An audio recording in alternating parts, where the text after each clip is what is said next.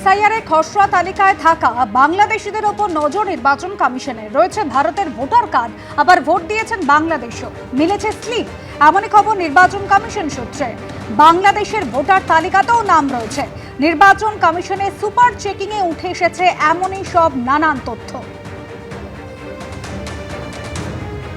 মহাভারতে একজন ধৃতরাষ্ট্র ছিল, আমাদের ভোটার লিস্টে 7 জন ধৃতরাষ্ট্রকে পাওয়া গেছে, যারা 100টা করে সন্তান। তো এদের কি একটা করে কিছু না হলেও পদ্মবিভূষণ বা পদ্মভূষণ দেওয়া যায় না? 40 বছরে দাদু হয়ে গেছে, কি অসামান্য ক্ষমতা, এবং সেই নাতিও আবার ভোটার 22 বছরের। ভাবা যায় এ আমাদের রাজ্যেই সম্ভব, এগিয়ে বাংলা। পশ্চিমবঙ্গের ক্ষেত্রে বারবার রাজ্য বিজেপি সরব হচ্ছে। ভুয়ো ভোটার রয়েছে এখানকার ভোটার তালিকায়, এমনটাই তাদের অভিযোগ, এবং এসআইআর এর প্রয়োজন এই কারণেই বিশেষত এই রাজ্যের ক্ষেত্রে রয়েছে, এমনটা তাদের দাবি। কিন্তু এবার আপনাদের দেখাবো প্রধানমন্ত্রী লোকসভা কেন্দ্র খাস বারাণসী, সেখানে রয়েছে ডুপ্লিকেট ভোটার। এসআইআর আবহে বিস্ফোরক এই অভিযোগ করলেন যোগী সরকারের মন্ত্রী। বারাণসী উত্তরের ভোটার লিস্টে গরমিল রয়েছে, 9,000-এরও বেশি ডুপ্লিকেট ভোটার রয়েছে। এসআইআর এ লক্ষাধিক নাম বাদ না গেলে ডুপ্লিকেট ভোটারের সংখ্যা দ্বিগুণ হতো, এমনটাই দাবি করেছেন উত্তরপ্রদেশের মন্ত্রী বিজেপি বিধায়ক রবীন্দ্র জয়সওয়াল। জেলা নির্বাচনী আধিকারিকের দপ্তরে অভিযোগ বিজেপি বিধায়কের।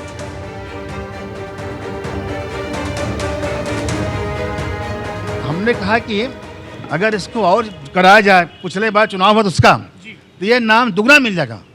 1,10,000 नाम काटने के बाद अगर इतना रह गया है, अगर नाम नहीं कटा होता, अगर उसका जांच करा दिया जाए तो नाम डुप्लीकेट था। ये किसके फायदे के लिए था?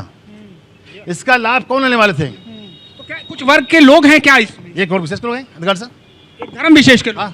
तो आप मतदान जिहाद सबका भी जिक्र कर रहे हैं। हाँ, मैं कह रहा हूँ कि अगर कोई आदमी एक से अधिक वोट दे रहा है तो मंशा क्या है, उसकी रुचि क्या है, क्यों ऐसा कर रहा हो? मंत्री जी, एक अंतिम सवाल, क्या लगता है एसआईआर प्रक्रिया आप ही के मतलब आप ही के शासन प्रशासन द्वारा पूरी की जा रही है? अब ये चुनाव आयोग होता है, चुनाव आयोग जब काम करता है तो सारे तंत्र उसके अधीन हो जाते हैं। ये काम उनका है।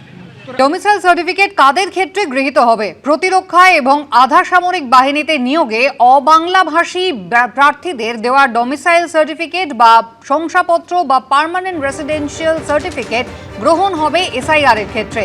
জেলা নির্বাচনী আধিকারিকদের নির্দেশিকায় এমনটাই জানালো মুখ্য নির্বাচনী আধিকারিকের দপ্তর। নির্দেশিকায় স্পষ্ট বলা হয়েছে, 27শে অক্টোবর 2025-এর এসআইআর নির্দেশিকা অনুযায়ী পার্মানেন্ট রেসিডেন্সিয়াল সার্টিফিকেটের একটি বৈধ নথি।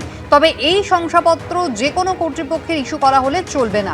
শুধু জেলা শাসক, অতিরিক্ত জেলা শাসক, মহকুমা শাসক অথবা কলকাতার ক্ষেত্রে কালেক্টরের দেওয়া শংসাপত্রই গ্রহণ করা হবে। পশ্চিমবঙ্গ সরকারের 2রা নভেম্বর 1999 নির্দেশিকা অনুযায়ী দেওয়া যেসব শংসাপত্র প্রতিরক্ষা এবং আধা সামরিক বাহিনীতে নিয়োগের জন্য অবাংলাভাষী প্রার্থীদের দেওয়া হয়েছে, তাদের ক্ষেত্রে স্থায়ী বসবাসের শংসাপত্র বা পার্মানেন্ট রেসিডেন্ট সার্টিফিকেট এসআইআর এর আওতায় গ্রহণযোগ্য নথি হিসাবে গৃহীত হবে, এমনটাই জানিয়েছে সিইও দপ্তর।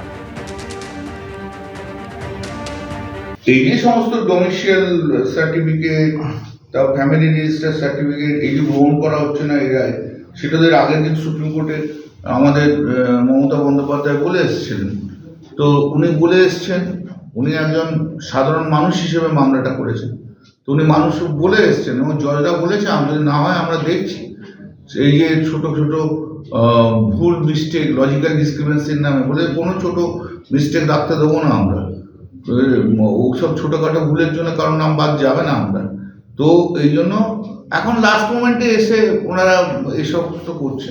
তার মানে একটা জিনিস পরিষ্কার হচ্ছে যে পশ্চিমবাংলায় যেভাবে তৃণমূল কংগ্রেস মমতা বন্দ্যোপাধ্যায়ের নেতৃত্বে এটাকে নিয়ে ঝাঁপিয়ে পড়েছে, মামলা করছে, মমতা বন্দ্যোপাধ্যায় নিজে মামলা করছে, এই জন্য আজকে এত পরিবর্তনগুলো হচ্ছে। নাহলে ইলেকশন কমিশন রুলার চালাতে পরপর তো আমাদের তো ফেভারে অর্ডার তো হচ্ছে, পরপর হচ্ছে। তো আজকে তারা ওরা ভেবেছিল যে এটাকে রোলার চালিয়ে উড়িয়ে দেবো, বিজেপির হাতে তুলে দেবো। হ্যাঁ, সেটা করতে পারেন। দেখুন, এটা তো ইলেকশন কমিশনের বিষয়, তারা কাকে কি অ্যাপ্লিকেবল বা কোন সার্টিফিকেট তাদের কাছে অ্যাডমিসেবল হবে কি হবে না সেটা তাদের একদম নিজস্ব বিষয়। কিন্তু পশ্চিমবঙ্গে ডোমিসাইল সার্টিফিকেট দেওয়ার ক্ষেত্রে কতটা সতর্কতা বজায় রাখা হয় সে বিষয়ে আমাদের অনেক সন্দেহ আছে। ডিএমরা অনেক জায়গায় তারা পলিটিক্যাল চাপে পড়ে, তৃণমূল কংগ্রেসের চাপে পড়ে অনেক বাংলাদেশি নাগরিককেও ডোমিসাইল সার্টিফিকেট দিয়ে দিতে পারে। এবিপি আনন্দ, এগিয়ে থাকে, এগিয়ে রাখে।